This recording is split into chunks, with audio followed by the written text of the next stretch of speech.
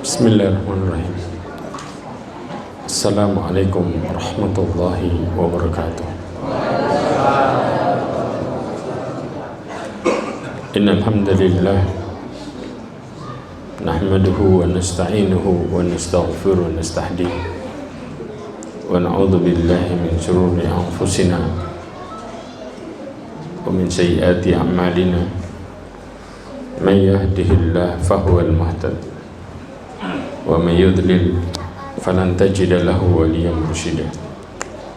Asyhadu an la ilaha illallah wahdahu la syarika lah wa asyhadu anna Muhammadan abduhu wa rasuluh. Qala Allah ta'ala fi kitabihil karim, a'udzu billahi minasyaitonir rajim. Ya ayyuhalladzina amanu ittaqullaha haqqa tuqatih wa la tamutunna illa wa antum muslimun.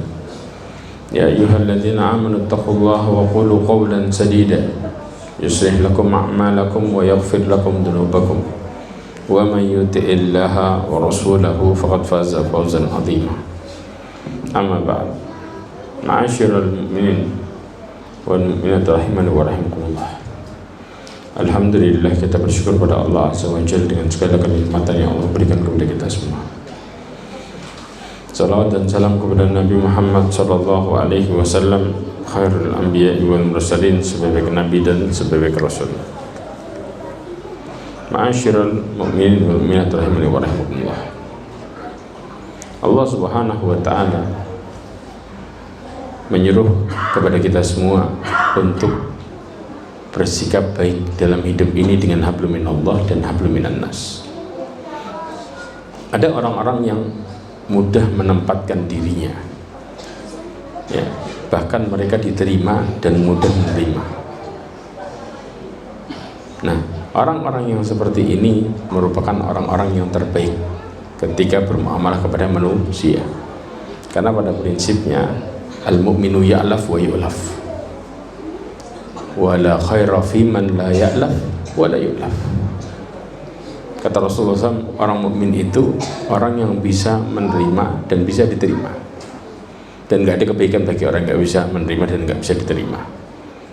Nah, bentuk sifat orang-orang yang bisa menempatkan dirinya baik pada keluarganya ataupun di luar mereka adalah orang-orang yang Rasulullah sebutkan ciri-cirinya ini. Makanya istilahnya mereka yang punya sifat ini, di antara Allah membuat mereka tidak tersentuh api neraka. Siapa mereka yang tersentuh api neraka? Ada 4 ciri. Ketika engkau ingin baik di keluargamu, engkau baik di depan teman-temanmu, maka praktekkan 4 hal ini. Karena 4 hal inilah yang membuat seseorang bisa hidup di dalam kehidupan sesama manusia, dan juga dia bisa bersikap baik dengan Allah Azza wa Jalla. Makanya kenapa mereka tidak tersentuh api neraka. Disebutkan dari Abdullah bin Mas'ud radhiyallahu anhu bahwasanya Nabi sallallahu alaihi wasallam menjelaskan, ala ukhbirukum biman tuharramu alaihin nar. Maukah aku kabarkan kepadamu dengan orang yang diharamkan api neraka, diharamkan tersentuh api neraka? Maka para sahabat mengatakan, bala ya Rasulullah. Maka Rasulullah mengatakan, ala kulli hayyinin layyinin qarib sahal. Disebutkan setiap orang yang hayyin, layyin, qarib, sahal. Apa itu hayyin, layyin, qarib, sahal? Kita akan bahas semua. Yang pertama adalah orang yang hayyin. Hayyin ini orang yang rendah hati, ya. Orang yang rendah hati ini, kenapa dia tidak masuk ke dalam neraka? Karena orang yang rendah hati akan jauh dari 2 perkara. 1, sombong. 2, dolim. Sebab kedoliman karena dia sombong. Rata-rata orang dolim pasti sombong, walaupun dia mengatakan, enggak, saya enggak sombong kok. Ketika engkau merasa dirimu lebih baik daripada orang lain, itu tanda dirimu sombong, diakui atau tidak, dan itu realita. Makanya Rasulullah mengatakan, al-kibru batarul haq wa humdun nas. Kesombongan itu adalah menolak kebenaran. Ketika disampaikan kebenaran, kemudian dirinya mengatakan, saya sudah berbuat baik, engkau nggak usah nasihati diriku. Itu namanya sombong. Walaupun orang yang ngomong saya sombong. Wa ghamtun nas, serta merendahkan orang lain. Di antara bentuk merendahkan orang lain adalah mendolimi seseorang. Makanya sebenarnya orang kalau ditanya apa obat kedoliman, jawabannya rendah hati. Itu obat kedoliman. Lihat baik-baik.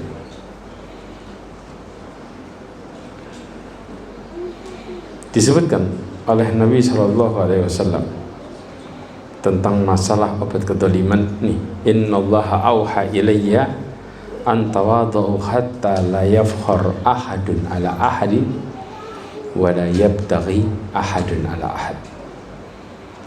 Rendah hati itu apa? Tawadhu. Dikatakan sesungguhnya Allah mewahyukan kepadaku untuk memiliki sifat tawadhu. Allah yang kasih perintah langsung. Supaya apa? Supaya jangan seseorang menyombongkan diri, berbangga diri, dan dolim kepada orang lain. Berarti seakan-akan obat dolim itu apa? Tawadhu. Itu realitanya. Selama ini kenapa orang dolim nggak berhenti? Karena ngerasa dirinya benar. Ini diberbuat semena-mena. Kalau dia ngerasa dirinya salah, ngerasa dirinya buruk, maka dia berpikir untuk bersikap dengan baik, untuk bersikap kepada orang lain supaya dia nggak nyakitin orang. Ini yang jadi permasalahannya. Makanya kenapa orang yang tawadhu mereka tidak tersentuh api neraka. Bahkan sampai dikatakan orang yang tawadhu itu Allah muliakan. Ini sisi keduanya. Disebutkan dalam hadis Nabi SAW, "Man naqasat shadaqatun min mal wa ma zadallahu bi'afin illa izzah wa ma tawadha'a ahadun illa rafa'ahullah." Dan tidaklah seseorang tawadhu kecuali Allah akan mengangkat derajatnya. Orang sering berkata seperti ini, Ustaz, kalau saya merendahkan diri di hadapan orang, orang bakal nginjek saya. Itu alibimu, itu pikiranmu. Tapi realitanya enggak. Allah justru memuliakan dirimu. Orang tambah segen karena engkau bersikap hati-hati ketika engkau tawadhu.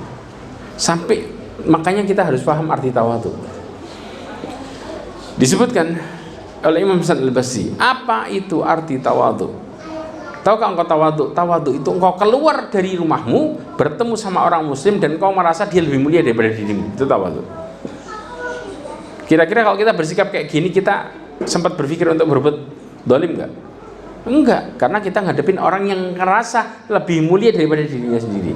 Nah, sikap ini loh sama ketika engkau di rumahmu menghadapi keluargamu dan engkau merasa bisa jadi istrimu lebih baik daripada dirimu, maka engkau akan jaga sikapmu. Itu prinsipnya. Dan jangan pernah ngerasa bahwa kita lebih baik daripada orang lain. Kenapa? Peluang orang mulai seenaknya karena dia ngerasa dirinya baik. Disebutkan oleh Aisyah ditanya oleh para sahabat, mata rajulan liyakuna musian. Disebutkan kapan seseorang itu dikatakan sebagai orang buruk. Kapan? Apa jawab Aisyah? Aisyah mengatakan, idza dhanna annahu muhsin, kalau dia mulai ngerasa jadi orang baik, mulai ngerasa bahwa dirinya orang baik, maka dari situ dia akan berbuat zalim pelan-pelan, tapi nggak terasa. Paham di sini? Kenapa kita nggak boleh mengatakan bahwa diri kita ini baik? Karena yang nilai kita siapa? Allah. Allah mengatakan, la tuzakku anfusakum wa a'lamu biman ittaqa. Janganlah kalian mensucikan diri kalian sendiri. Jangan ngomong saya ini loh orang baik, saya orang soleh. Dilarang kita ngomong kayak gitu, karena kita nggak ngerti aslinya kita. Allah yang tahu. Allah yang tahu mana yang bertakwa, mana yang enggak. Paham di sini? Ketika engkau, justru para sahabat ketika sedang dalam kondisi ibadah, mereka malah berpikir saya banyak dosanya. Padahal mereka dalam kondisi apa? Ibadah. Kenapa bisa mereka seperti itu? Mereka padahal sedang dalam kondisi taat kepada Allah Subhanahu wa ta'ala. Tapi kenapa sahabat berpikir bahwa justru dia sedang banyak salahnya? Hadis ini yang menjelaskan. Ketika Nabi SAW ya ditanya tentang surat Al-Mu'minun ayat 60, walladzina yu'tuna ma ataw wa qulubuhum wajilat. Ini lihat sikap orang kalau taat beneran.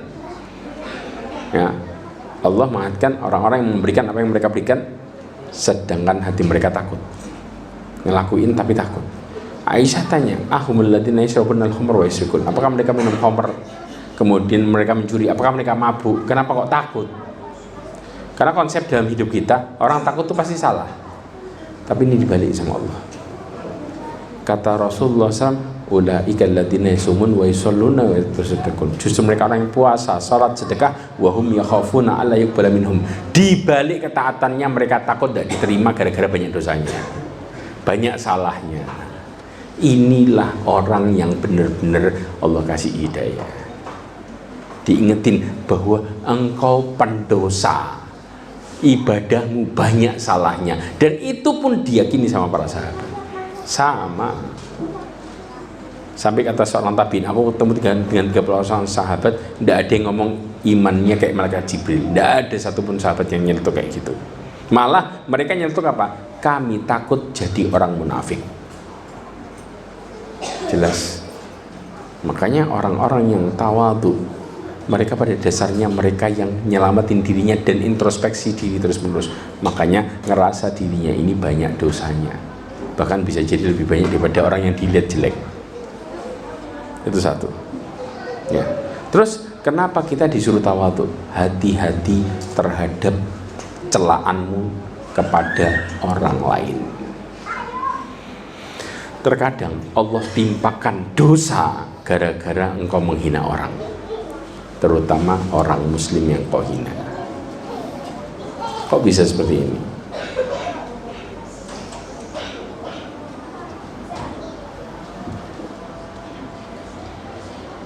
Disebutkan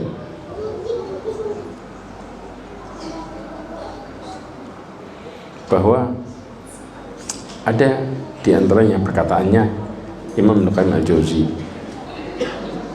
ya.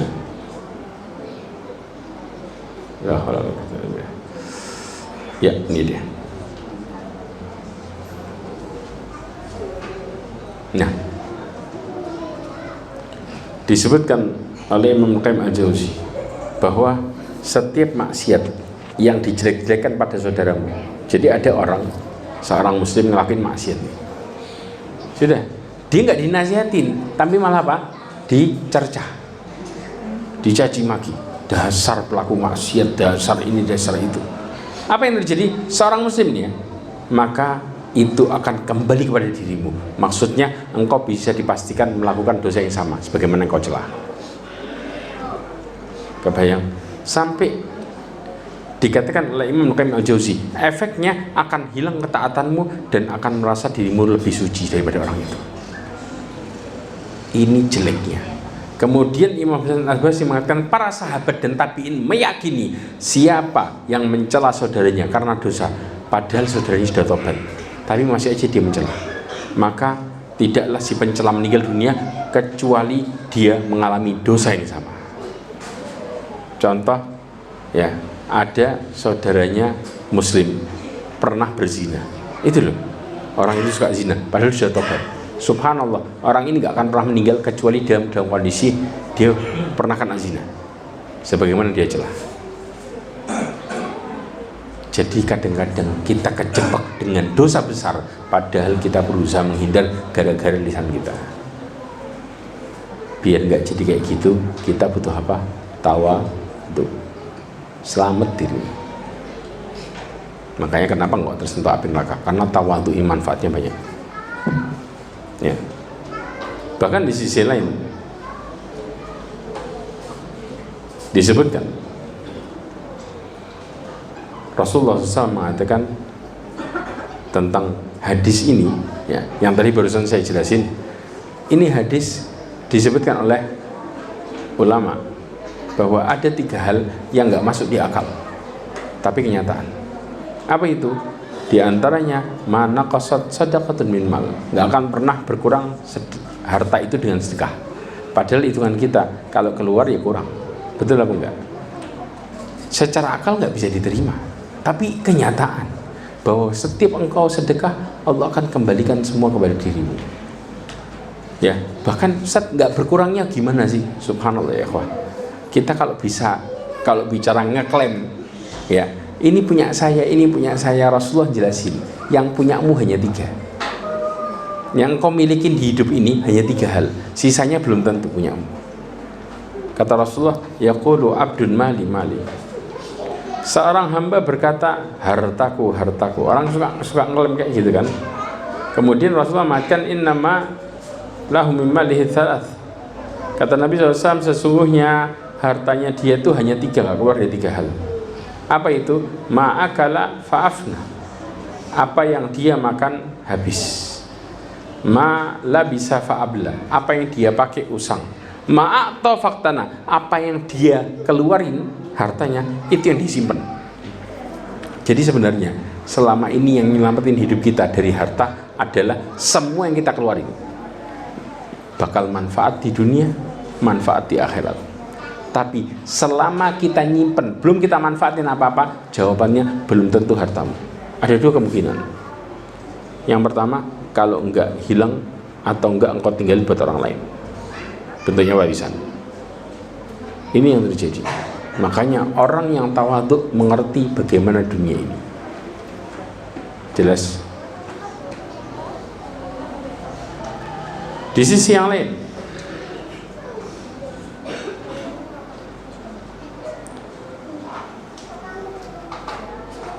Rasulullah menjelaskan sesungguhnya penduduk neraka itu punya sifat kebalikan.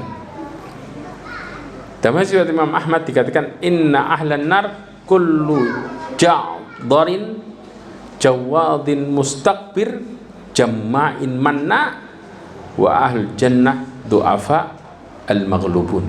Kata Rasulullah, sesungguhnya penduduk neraka itu orangnya kasar. Dah. Antum kalau ngelihat orang kasar, ya sudah, itu ciri-ciri penduduk neraka. Karena orang kalau sudah kasar berarti hatinya keras. Ya. Dan orang-orang sekitarnya akan benci sama orang kasar. Ya. Kemudian yang kedua, orang yang sombong gayanya. Yang ketiga adalah orang yang banyak mengumpulkan harta. Ini sombong gaya, sombong jalan, intinya sombong. Yang ketiga, banyak mengumpulkan harta, kemudian pelit lagi.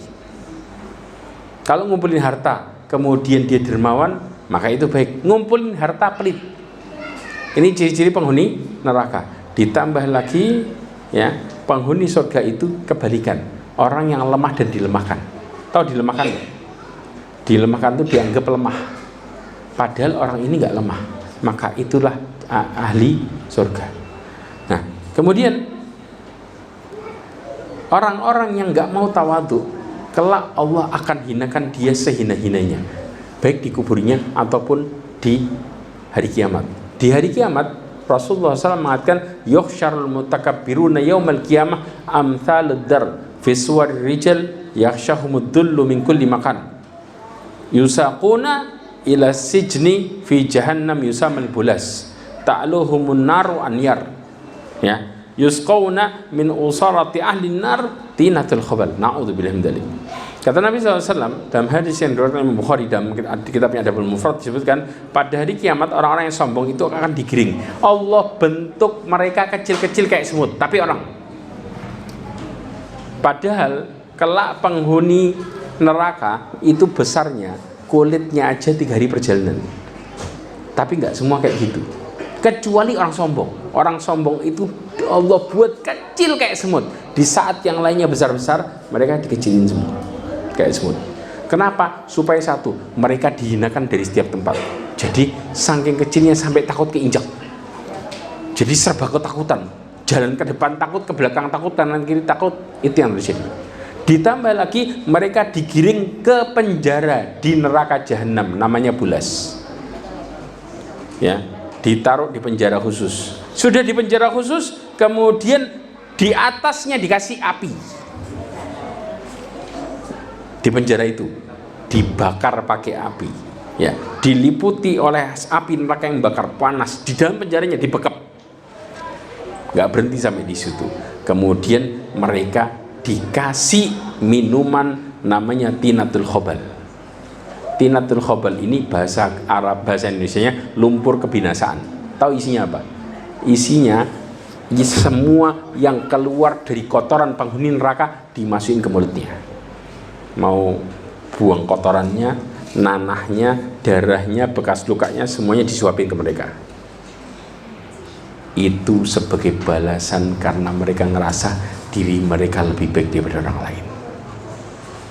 Maka Allah hinakan habis sehina-hinanya, sampai dikasih sama Allah bekas kotorannya, seakan-akan mereka kayak dibuang habis sama Allah. Itu realitanya, kayak sampah, persis kayak sampah. Karena ngerasa dirinya besar, maka Allah buat kayak sampah. Apa yang?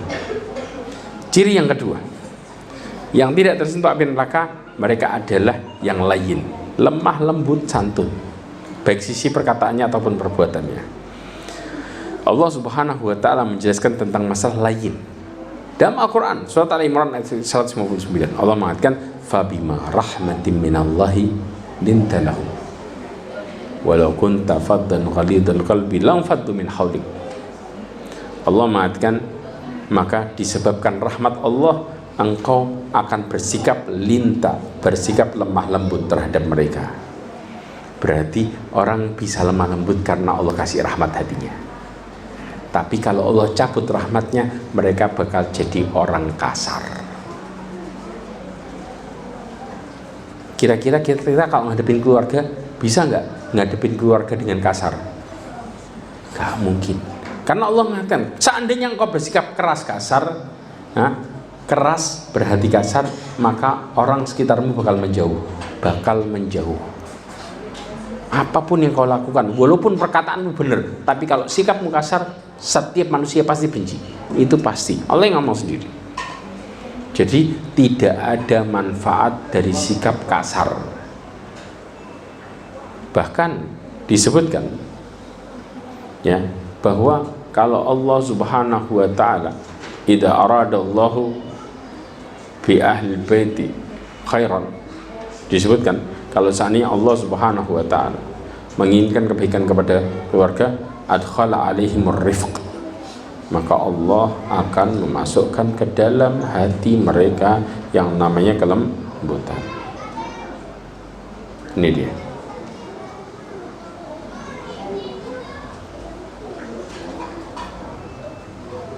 Nih, idza arada Allah azza wa jalla, ya, fi ahli baitin khairan, kalau Allah menginginkan kepada keluarga kebaikan, keluarga itu dibuat keluarga sakinah. Ciri-cirinya apa? Allah akan masukkan sifat lembut. Tapi kalau Allah ngelihat keluarga buruk, maka justru mereka dikasih sifat kasar. Jadi ciri-ciri keluarga yang tentram adalah yang lembut kalau bersikap. Mau orang tuanya, mau anaknya, mau yang lainnya, ketika mereka bersikap lembut, itu keluarga yang Allah rahmati. Jelas. Tapi begitu keluarga ini bapaknya, ya, wajahnya dilipat, anaknya sumpek, istrinya marah-marah, maka jawabannya, keluargamu kayak neraka, engkau nggak akan pernah nyaman di situ. Kita ini kalau bersikap sama orang, kenapa Rasulullah ngomong kayak gini? Karena setiap kita menghadapi orang yang salah dengan lembut, mereka akan mudah untuk dinasihati. Jelas. Tapi ketika engkau menghadapi orang salah dengan kasar, mereka tidak akan pernah mau dengar, walaupun omonganmu benar. Makanya ini penting banget. Dan lembut adalah rahmat Allah. Kasar karena Allah murka. Orang yang dimurkai itu kasar, dan orang yang dirahmati lembut. Itu ciri-cirinya. Jadi kalau antum melihat, ya, hati orang ini berantakan, hati orang ini gersang, lihat dari lisannya dan sikapnya, kelihatan banget. Nggak ada lembutnya sama sekali. Itu realita. Ya. Karena pada prinsipnya kelembutan itu membuat sesuatu jadi indah. Contoh, kita kalau ngadepin masalah keluarga, contoh antara anak kita sama mantu kita berselisih, kira-kira buat masuk ke masalah mereka gimana? Pakai apa? Buat masuk, buat mendamaikan dua orang, pakai apa sifatnya? Pakai kelembutan. Lihat, inna rifqa la yakunu fi syai'in illa zana wa la yanzi'u min syai'in illa syana. Kata Rasulullah, kelembutan itu tidak akan pernah berada di sesuatu melainkan dia akan menghiasinya jadi tambah baik. Kita bisa masuk, dua orang ini bisa saling dengerin omongan kita gara-gara kita ngomongnya lembut pelan-pelan. Langsung dia dengerin, oh iya, introspeksi diri. Orang yang mendamaikan orang lain, mereka modelnya pakai kelembutan, nggak pakai kasar. Kalau engkau pakai emosi, jawabannya engkau nggak bisa nasihatin orang, malah engkau butuh dinasihati. Jelas. Tapi begitu dicabut sama Allah, maka akan memperburuk sesuatu, tambah rumit gara-gara kasar. Padahal dia yang benar, tapi akhirnya dia yang jadi salah. Kenapa? Karena memperburuk kondisi. Ini yang menyebabkan orang-orang yang lembut itu mereka adalah ahli surga. Karena prinsipnya lembut itu membuat sesuatu tambah baik. Yang awalnya buruk jadi baik gara-gara lembut. Di sisi yang lain, ma'asyiral rahimani wa rahmatullah,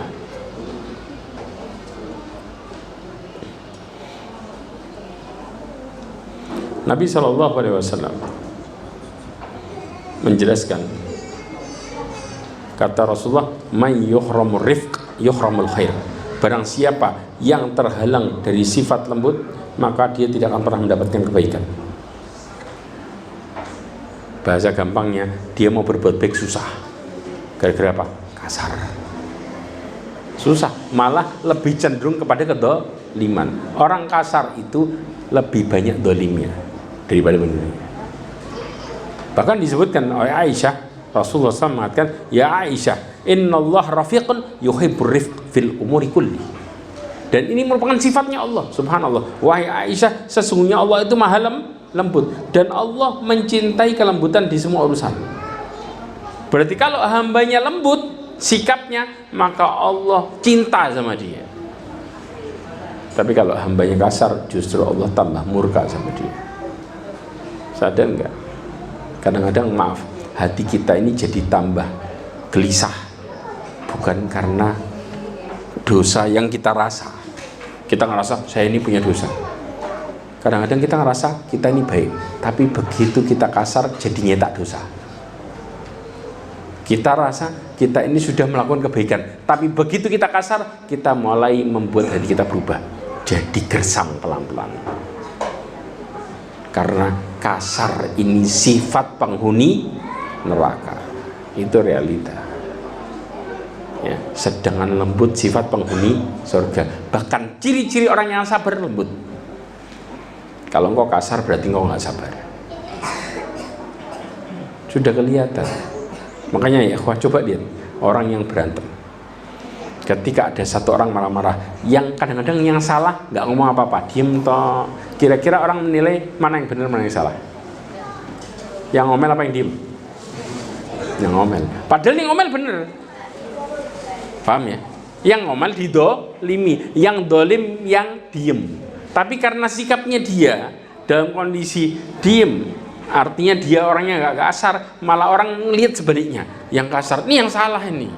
Loh, saya yang didolimi kok. Karena sikapmu yang kasar, akhirnya membuat orang ngelihat engkau salah. Walaupun engkau di posisi yang benar. Itu prinsip. Manusia ini ngelihat dari luar. Makanya kenapa seseorang itu, ya, ketika dia benar, kadang-kadang dituduh sebagai orang yang salah karena salah sikap. Itu prinsipnya. Karena orang yang bersikap kasar, mereka adalah orang yang memperburuk sesuatu. Engkau mengatakan engkau di posisi yang benar, tapi kalau engkau kasar, maka engkau berubah di posisi yang salah. Jelas? Oke. Yang ketiga, yaitu yang sahal. Sahal itu bahasa Indonesia yang gampang.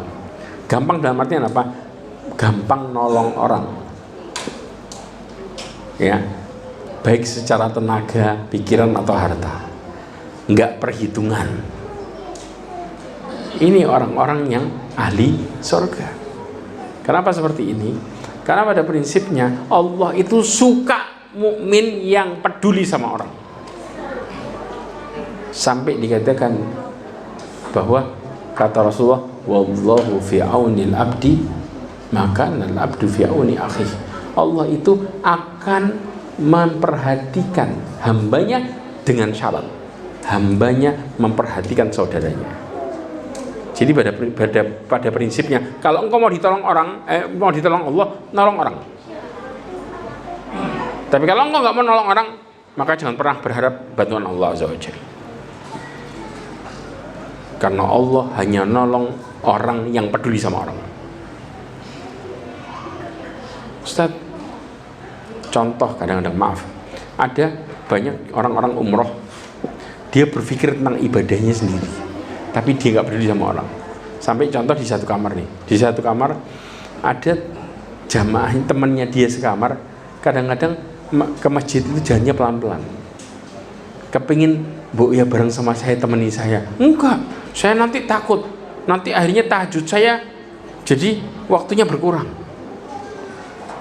Wallahi, dia jalan sama orang itu buat bantu lebih besar pahalanya daripada dia tahajud puluhan rakaat. Tuh, saat tahajud ini kan besar urusan kita, semoga kita perbaiki. Ingat baik-baik, ada hadis Nabi SAW menjelaskan prinsip seseorang itu akan mudah ditolong sama Allah Azza wa Jalla. Makanya jangan pernah jadi orang yang egois dalam hidup. Maka orang egois itu gak dapat apa-apa. Nabi SAW menjelaskan di dalam hadisnya, ahabbun nasi ilallahi ta'ala, manusia yang paling Allah cintai. Yang pertama adalah anfa'uhum linnas. Intinya mereka yang bermanfaat buat orang lain. Apa aja? Yang pertama, amalan yang paling Allah cintai diantaranya sururun tidkhiluha al-muslim. Ya, seorang muslim yang memasukkan kebahagiaan ke dalam hati orang muslim yang lainnya. Yang kedua adalah ya, engkau wa antaqdi wa takshif anhu kurbah. Engkau mengangkat kesusahan seseorang. Ini amal yang Allah cintai. Kemudian yang ketiga adalah autaqdi anhu dainan. Engkau membayarkan utang orang lain. Atau kemudian yang keempat adalah wa taruddu anhu ju'an. Engkau menghilangkan rasa laparnya. Kemudian Rasulullah ngasih kesimpulan di akhir hadisnya, wa li an amsyiyah, kalau engkau berjalan ma'a akhi fi hajatin, bersama dengan saudaramu sesama muslim dalam keperluannya dia, ahabba ilayya, kata Rasulullah, lebih aku cintai min an a'takifa fi hadil masjid, yaitu i'tikaf di Masjid Nabawi syahran, sebulan. Kalau lihat keutamaannya nolong orang sama i'tikaf di Masjid Nabawi, maka lebih utama nolong orang. Kenapa? Karena i'tikaf di Masjid Nabawi pahalanya buat siapa? Diri sendiri yang dapat manfaatnya. Orang lain dapat manfaat enggak? Enggak. Tapi kalau kemudian kita menolong orang lain dapat manfaat, kita dapat manfaat. Itu prinsipnya. Orang mukmin yang terbaik itu ketika dia banyak manfaat buat orang lain. Itu yang terjadi. Sampai kemudian pernah Hasan Al-Basri ketika nyuruh muridnya buat bantu orang kesulitan. Kemudian apa? Engkau mampir ke tempatnya Thabit Al-Banani. Thabit Al-Banani julukannya Amash. Dia orang yang suka itikaf. Begitu didatengin, kata dia, maaf, aku sedang itikaf, gak bisa. Loh, ayo, ada orang butuh bantuan. Enggak, saya sedang itikaf. Kemudian tahu, balik lagi ke Imam Hasan Al-Basri, kasih tahu ke dia yang sedang itikaf itu. Apa itu? Engkau nolong orang lebih baik daripada haji setelah haji. Jangankan itikafmu, haji itu kalau diterima pahalanya apa?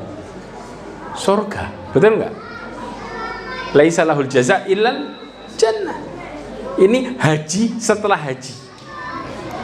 Lebih baik daripada engkau itikaf. Langsung ditutup itikafnya, jalan. karena yang dia cari keutamaannya.